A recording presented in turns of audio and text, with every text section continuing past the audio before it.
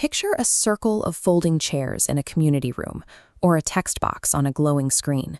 Someone has just shared something entirely true and vulnerable about their life. The room, or the comment section, goes perfectly quiet. Watch the speaker's body during that quiet. The eyes flick up, searching the faces around them. The breath shortens. Shoulders creep toward the ears, bracing. They aren't waiting for a critique.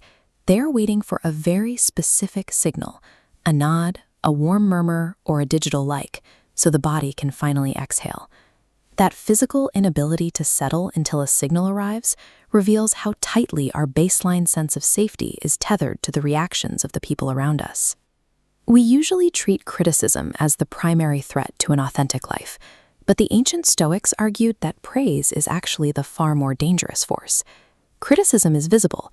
It announces itself as an attack, allowing you to mobilize against it, question the source, and defend your position. Because it is adversarial, it often keeps your identity intact. Praise functions as an invisible chain. Its warmth seduces us into a cycle of constant renegotiation, where we stop asking, "Is this true?" and begin asking, "Will they like me if I do this?"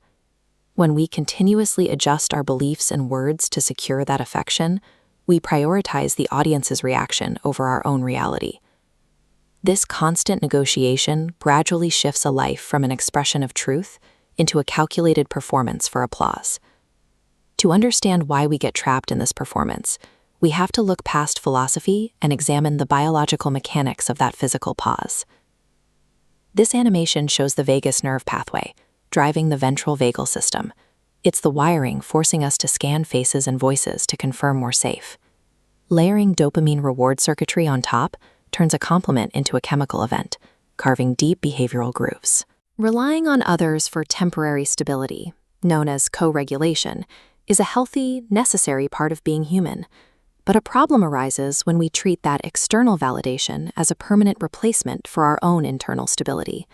If we only feel steady when someone is applauding, we fail to build our own emotional equity. We outsource our internal thermostat to the audience.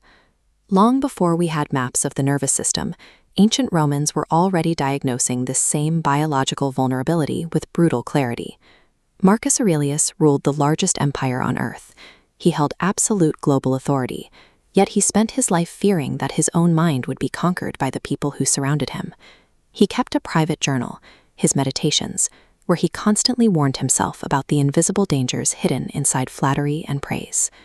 He believed that the moment you are pleased by praise or offended by an insult, you remain a slave. Depending on that applause grants a stranger total authority over your emotional state. It strips away your autonomy and your freedom.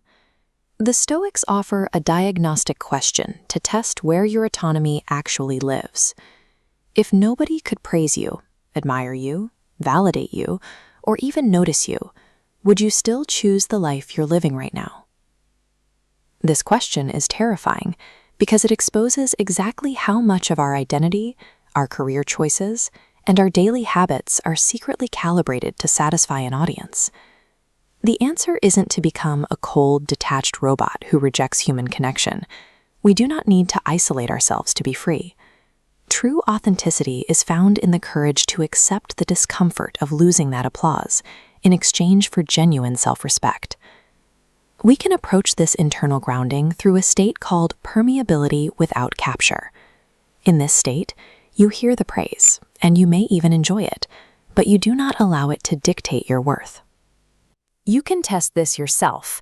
The next time you receive a compliment in a meeting or a rush of digital applause, pay attention to the physical sensation in your body. Try to locate your emotional center of gravity.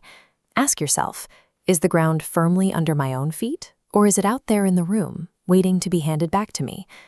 Reclaiming authenticity begins with noticing that invisible chain of approval. Once you see it, you can consciously choose to pull your weight back into yourself.